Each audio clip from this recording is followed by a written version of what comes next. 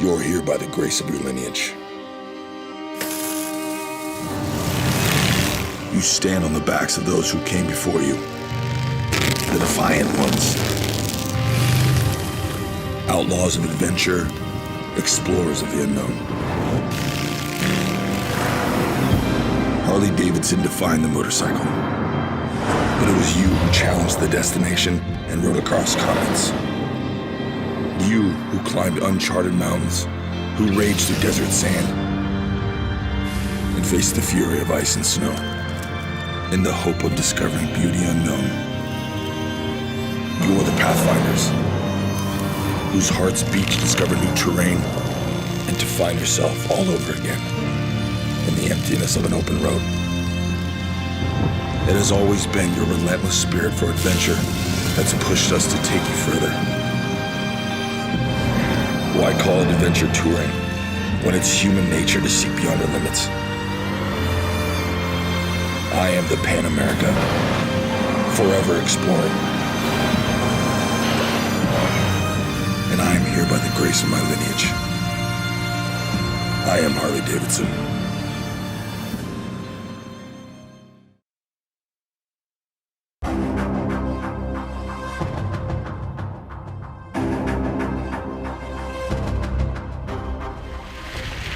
That's what it's about. Look at this.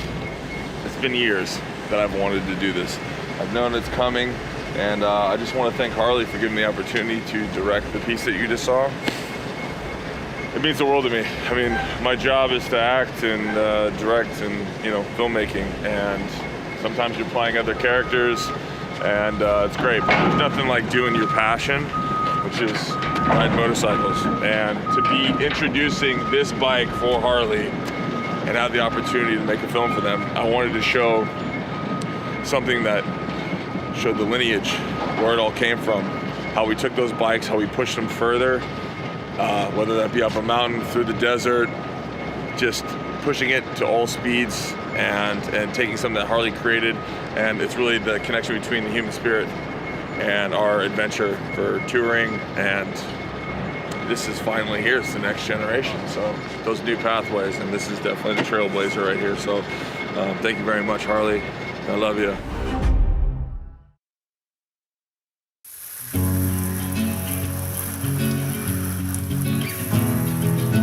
With a street bike, you fight to keep it clean, but I almost want to leave the mud on this motorcycle. But I guess that's all part of the adventure touring thing. It's about kind of leaving scars on the motorcycle and bits of history. I'm looking pretty good here. Got to ride over and see the boss. See if I can talk Jochen into taking another ride with me. I'd love to go out and get this thing muddy again.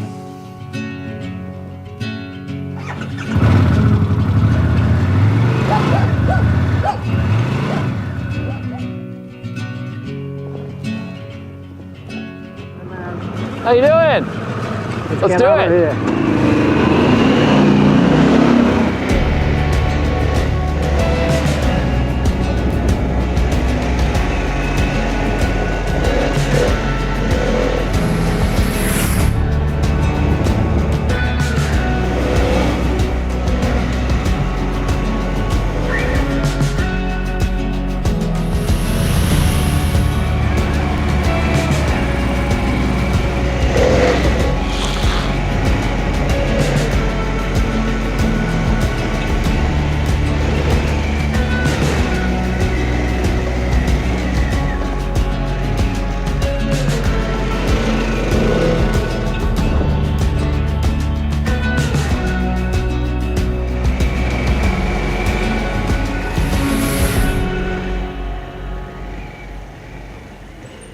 Wow, what a day. Oh, man. Awesome. That was great. What ride more did you try? I was in off-road mode. I played with sport mode a little bit, and then we got into some gravel, and I actually put it in like the rain mode. Off-road mode was the best. My favorite. So we get the fire going? Yeah, let's do it.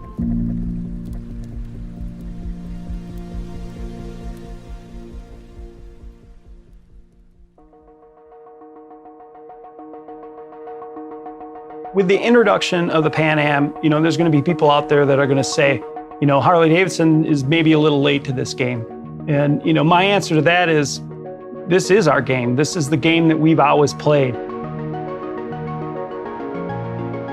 from our earliest inception of the motorcycle and how the founders used it to prove its mettle. It's been part of us. It's in our DNA. At the end of the 19th century, you have to remember roads across the United States aren't like they are today. They were not geared for motor vehicles. They were designed for horses, horse-drawn vehicles. You commonly had roads that were nothing more than sand. You'll see it in the Harley-Davidson marketing literature. Their sales were in competition with a horse and buggy. And so they were saying, you know, don't buy a horse. A Harley-Davidson can get you down that same trail. It can do the same thing and get you to the place where a horse would. And you don't have to feed it. You don't have to clean up after it. And there's just so many more reasons why a Harley-Davidson is a better choice.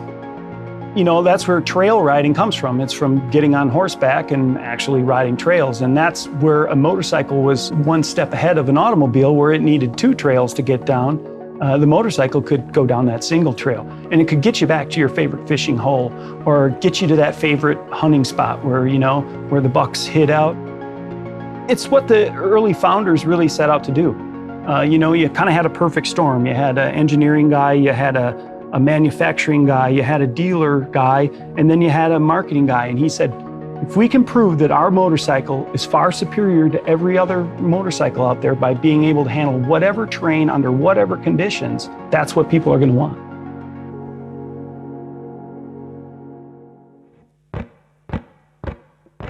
You know, motorcycle touring, a lot of people think is kind of a new concept. And believe it or not, the Milwaukee Journal-Sentinel actually had their motorcycle tour of the woods that dates back to 1907. You know, Lake Geneva's, what, 45 miles away from here, but, you know, that was a day-long trip on a motorcycle in those days.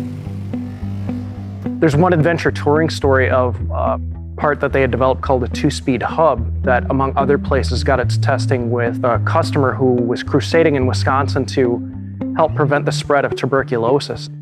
His name was Ted Worley, and he was an avid outdoorsman. And one of the things he loved about his job is it got him out in the outdoors as much as possible. And he ends up writing a pamphlet on behalf of Harley-Davidson called Camping Hints When Touring with a Motorcycle. And it's everything from how to set up your tent. There was a recipe for soup. There's even a great illustration showing how he set up the luggage on his motorcycles.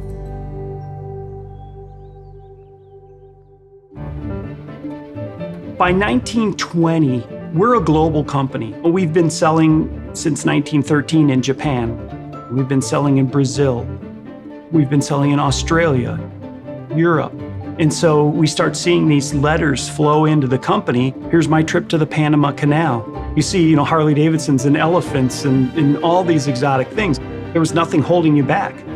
You know, as long as there was ground and, you know, the motorcycle could conquer it. We talk about on-road or off-road. Well, what's a road? You know, to a motorcycle, what isn't?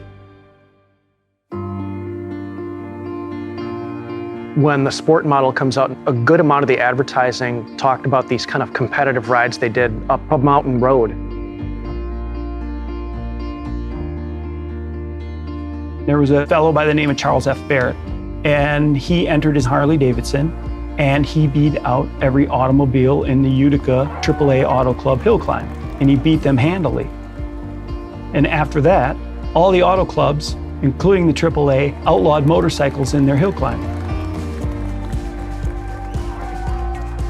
In 1930, William H. Davidson, who is the son of William A. Davidson, one of the co-founders of the company, wins the Jack Pine Enduro. And this was an endurance run held in the Lower Peninsula of Michigan. And by that point, it had grown to have quite a reputation. One of Harley-Davidson's dealers, a woman in Detroit, Michigan, Dot Robinson, would talk about, you know, having competed in the Jack Pine. She talked about, you know, scratches on the arms from tree branches. And the Jack Pine was some of the most grueling terrain that anybody could ride. She competed several times, won it twice.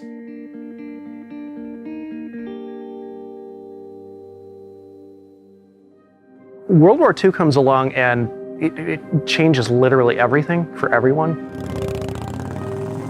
They took what was the W, as it was called, civilian model, and made a lot of adaptations to it.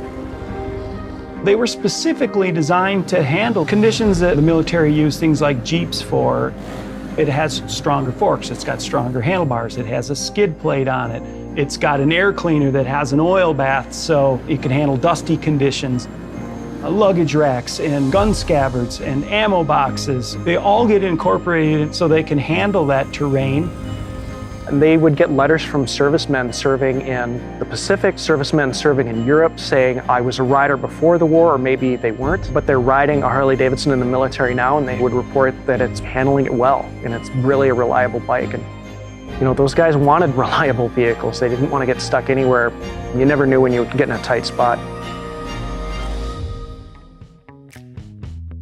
So as the interstate system comes into play after World War II, and we start seeing the advent of the superhighway in the United States, you know, Harley has to really pivot.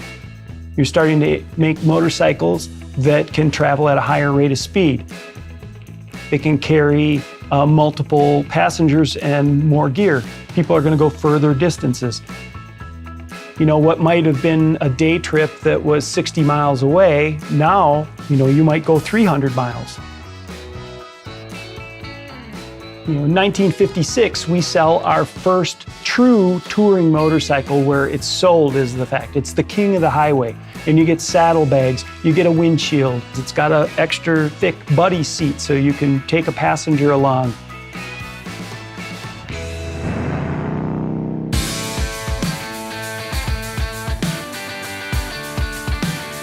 You know, the rise of off-road or motocross racing in the 1970s was a huge boom. And we made scramblers, we made SX 125s, 175s, which were off-road. Probably the most grueling motorcycle race in North America is the Baja 500. Well, a lot of people don't even realize that A, Harley competed in it, and B, they don't even know that we won it one year. And this is usually run by dune buggies and Jeeps, and you know, so to win that was really a huge thing.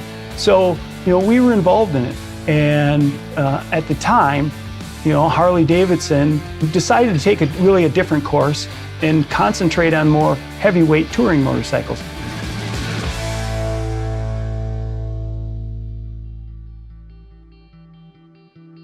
Everyone always said, well, you had to make this trade-off. You're either going to be an off-road bike or you're going to be an on-road bike.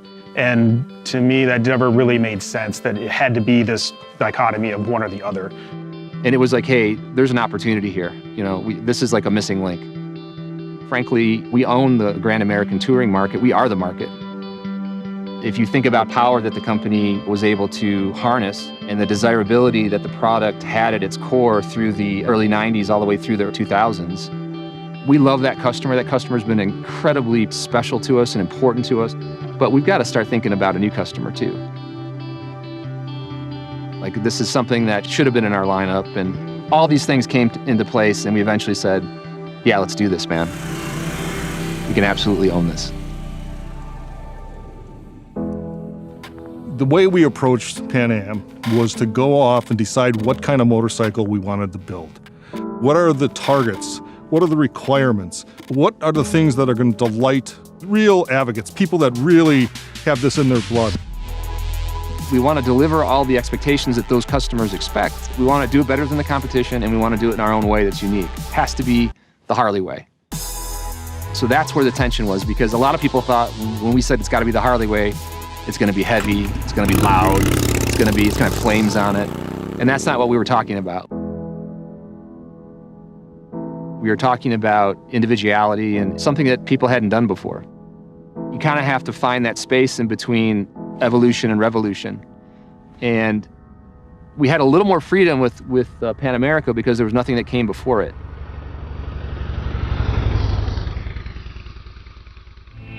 Whenever you do something that's kind of radically different and unexpected, you're going to shake people up. I remember telling leadership at the time, I said, this is exactly what we want. It's the right bike, it's the right shape, it's the right moment, and it's kind of the right mindset right now with the company. It took a story. I said, hey, first of all, when the company started, there were no roads. That's a great, nice foundational chunk to kind of build this whole thing off of. Second thing was the way that we supported 2 world wars with products that basically invented adventure touring. And then, I mean, we won Baja. And if you think about America and just the vast amounts of land that are unpaved, like this countryside around me, there's just a huge opportunity here. And it is touring, you know, and we kind of invented Grand American touring. And the fact that you're being so polarized about it is a really healthy reaction to have. I believe iconic, innovative design scares the hell out of people at first. And if we don't have that, that means we haven't pushed it far enough. Being an industry-leading company doing touring puts us in a really great position to build an adventure touring bike. Because it's an adventure touring bike, because it's a tool, because function absolutely has to deliver, we were lockstep with engineering. The acuity to actually put that engineering into the bike to make it a superior motorcycling experience was a lot harder than people might have thought. It was ground up, and it started with the powertrain. We're not really into covers and decorative things that you put over and hide. We're really more into the functionality. What you see is actually what works. And that's why we believe that the engine should be out front and proud. The concept here was to design the engine such that it was stiff enough to be the central member of the frame. Which gave us the opportunity to make the whole motorcycle lighter.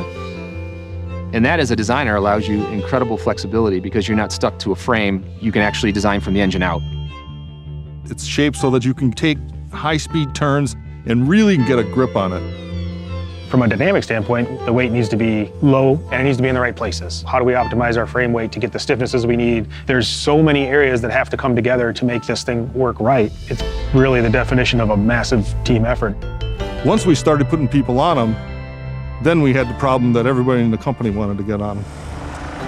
At our Arizona test facility, we built a whole new section just for testing off-road adventure touring bikes. We developed 9 different criteria that we look at for off-road development, dirt roads, how the bike behaves, how it slides, how it doesn't, where the grip is, where it isn't. So all the road bike knowledge that we had just came on top of that. We spent a lot of time and effort to make sure that the bike really did everything.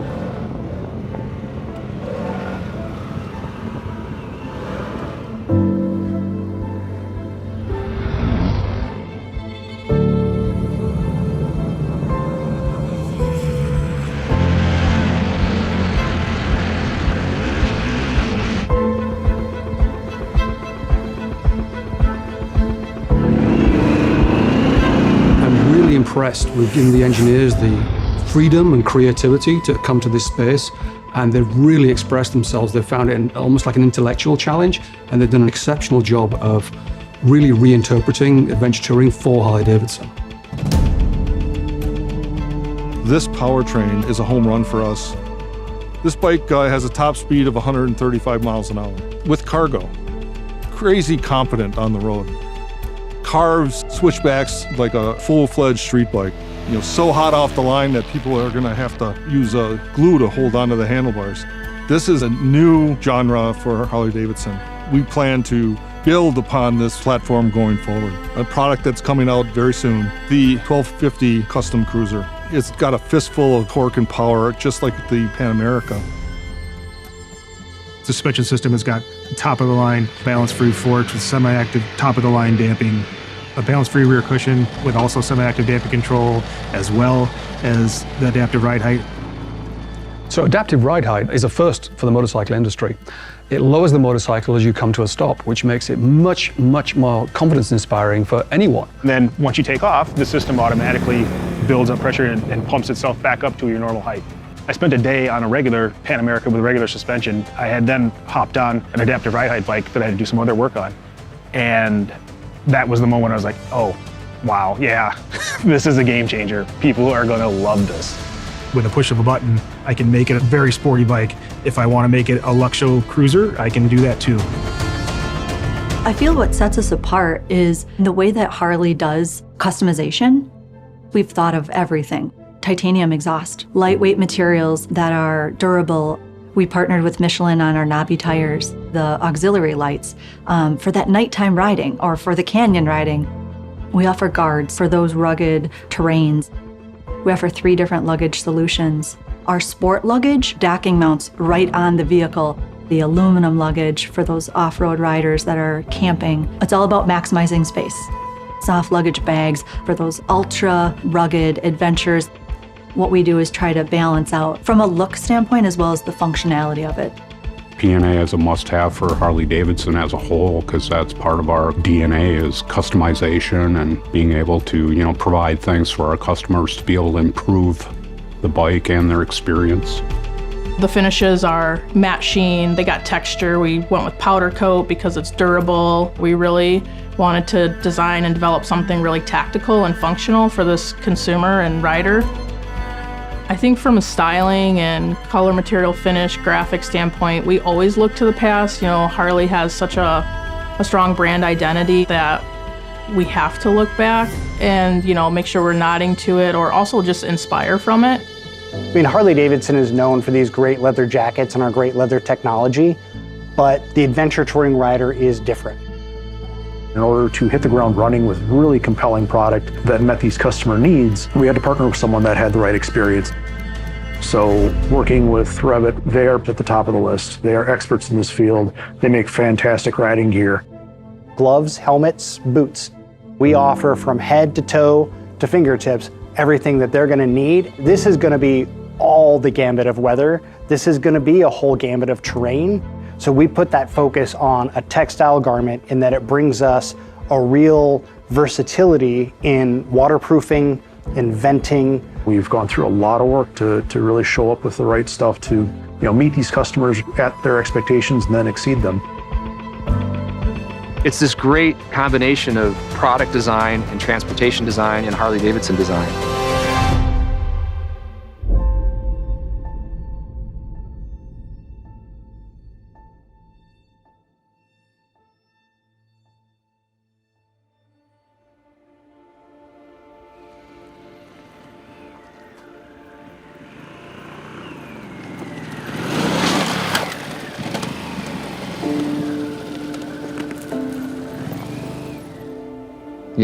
The first cafeteria napkin sketches that led to this thing. Long journey, thinking about the history of the company and kind of creating the missing link, if you will. And now here we are in 2021 with everything that's going on in the world and all the change. And Harley-Davidson is back off-road. To be a small part of that story is, that's pretty exciting. The paved road is one thing. It has its poetry and its moments and its romance, but it doesn't get you here,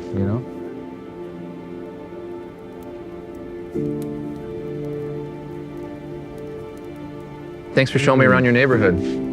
Anytime. These bikes were phenomenal. They really were. So how was Kenya? How was riding a Pan America in Kenya? It was great. I rode it non-stop for a few hours into a rainstorm, into the heat. Yeah. Gravel, off-road sand, all the riding modes, and it was really fantastic. Even at night, in that landscape, you have elephants and giraffe and everything showing up at the same time. Incredible. No, it was quite amazing. After a couple of days, get to know the bike, and it's just, for the power it has, it's incredibly agile. Yep. It's a proper Harley machine that you ride through thick and thin. I thought, the last couple of days, just the more I rode it, the smaller and smaller the bike became. It does. It just feels lighter and more agile, and you just gain confidence because it's very forgiving. Ride modes just compensate, make you feel like you're a much better rider than you are. It's a very sleek bike. It really is. Yeah. And it's the first adventure touring bike made in America. It is. Yeah. This bike does everything. This is the start. We have great plans to expand on Pan Am and lots of innovation waiting. This is just a launch into a whole new dimension for the company. Yeah. Well, cheers to a great day. Thank you so much for showing me those incredible trails. That was fun. We rode quite a distance. Yeah. We had proper touring, but then just off the beaten track, and it's just a natural expansion from Grand American touring into off-road touring. to me, it's part of the history, it's part of the legacy, it's part of the DNA of Harley-Davidson. And you've got to innovate, but you preserve the past as well. And that's what Harley-Davidson has always done so well. It's true. That's what we're doing with this incredible bike, you know. I think it's ready. What do you think? I think it's ready, absolutely. So let's do give it this, to the huh? world. Cheers, Cheers. man. Let's do it. So, Jochen, you brought your guitar?